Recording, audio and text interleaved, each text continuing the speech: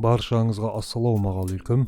Бүгін мен сіздерге лазерный станокта қалай тазалау керек, майлау керек және қалай юстировка жасау керек екенін көрсетемін.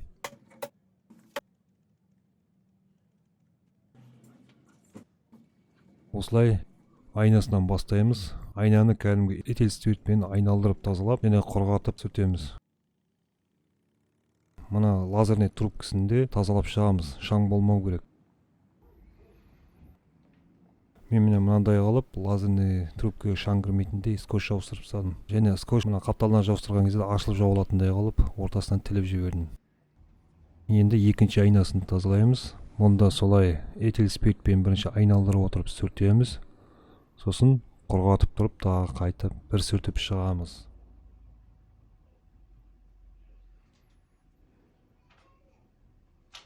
Ең бастысы, этил спиртін кепкенше қолданбаймыз. Өстіп, міне үшінші айнасында тазалаймыз.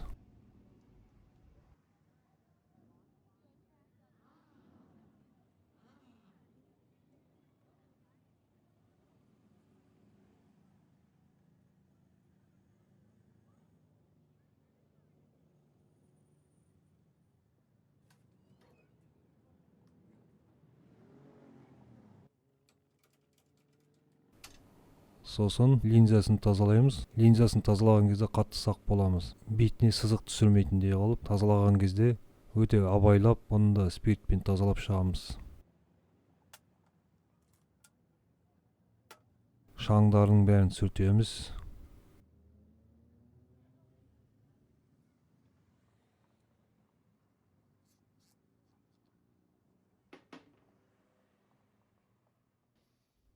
Мына гайкасын ашқан кезде өте сақ болыңдар. Дәл менікіндей қылып ашуға сізге кеңес бермеймін. Себебі қайшы ұшып кетсе, линзаны сызып кетуі мүмкін.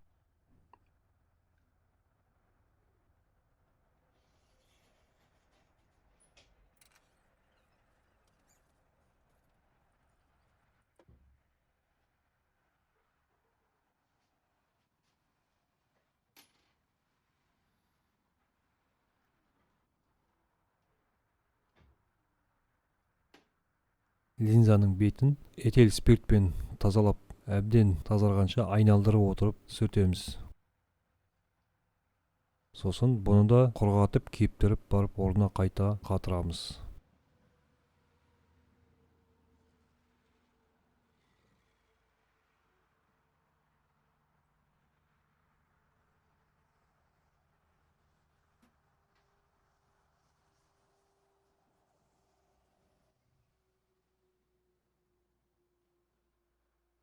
Гайкасын қайттан салған кезде өте сақтықпен жәмен абайлап қатырамыз. Өлерде қысып қатырудың қажеті жоқ, себебі линзаны жарып жіберу мүмкінсіңдер.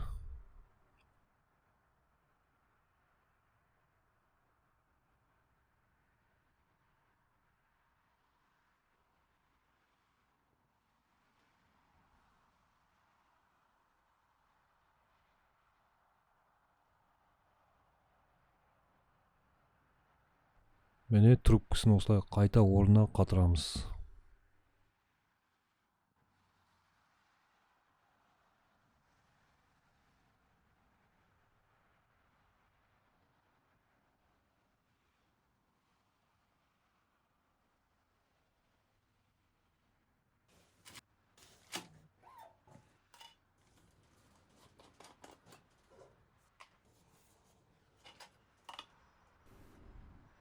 Бәрін шаңдарын тазалап болғаннан кейін енді рельстерін майлап шығамыз.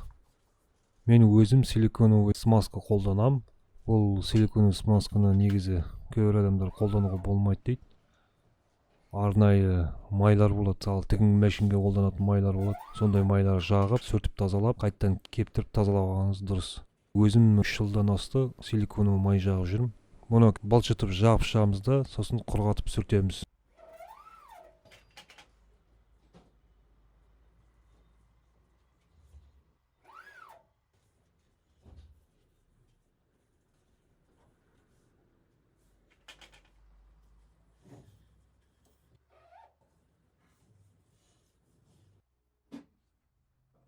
сосын шаң көп жиналатын жер міне чиллердің осы ауа кіретін жеріне қатты көп жиналады.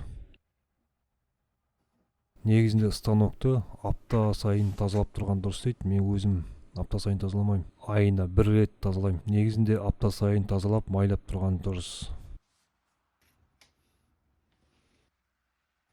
Міне чиллердің де фильтрлерін осылай тазалап қайта орнына қатырамыз.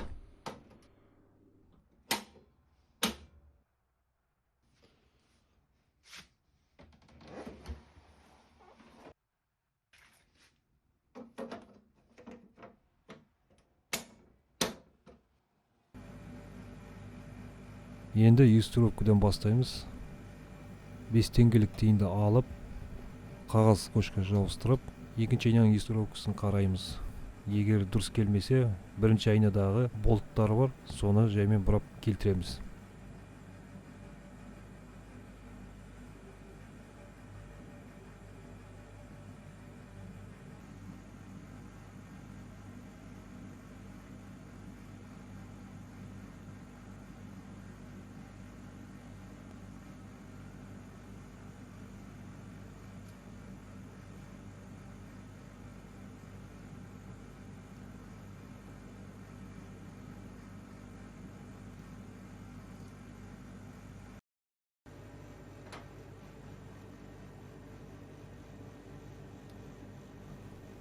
Енді үшінші айнаны атып қараймыз.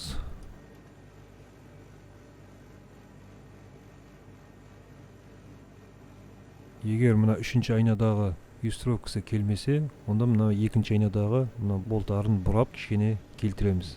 Міне 3 болты бар. Осылай жан жаққа келтіретін 3 болтын бұрап келтіруге болады. Астыңғы екеуісі жоғарыға көтеріп жібереді, әрі оңға солға бұрады, ал үстіндегісі астыға қарай еңкейтеді.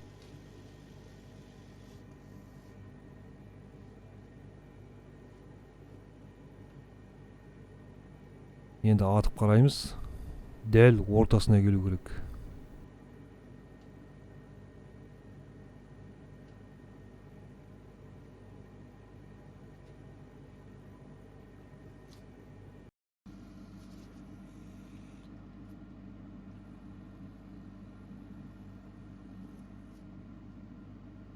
Енді үшінші айнаны тексереміз. Ол үшін астындағы соплен алып тастап,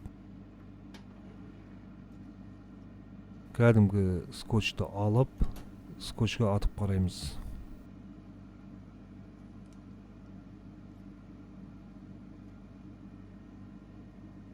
Атқан кезде мощностьін кішкене түсірген жақсы, себебі пакетті ертіп жіберуі мүмкін.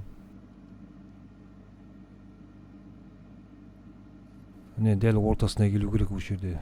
Ортасына келмесе, мына үстінде 3 бұрайтын болтын бұрап настройкасын келтіреміз.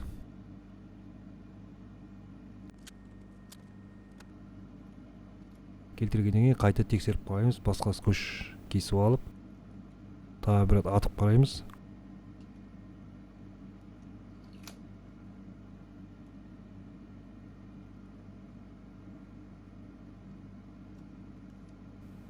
Мына жерде мен мощность қатты түсіріп жүрдім. Кішкене көбейтіп, сосын басып қараймыз.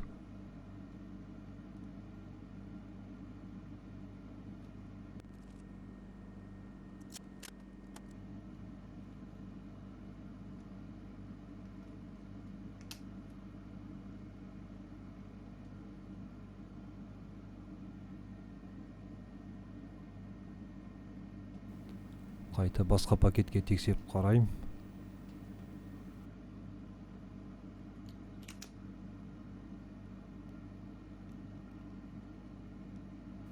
Осы үшінші айнаны тексерген кезде дәл ортасына келу керек. Ал қалған айналарда дәл ортасына келудің қажеті жоқ. Ең бастысы үшінші айнаның ортасына әкелетіндей болса болды.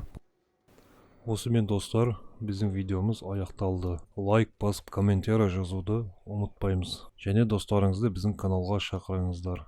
Бұл біздің каналдың дамуына көп көмектеседі.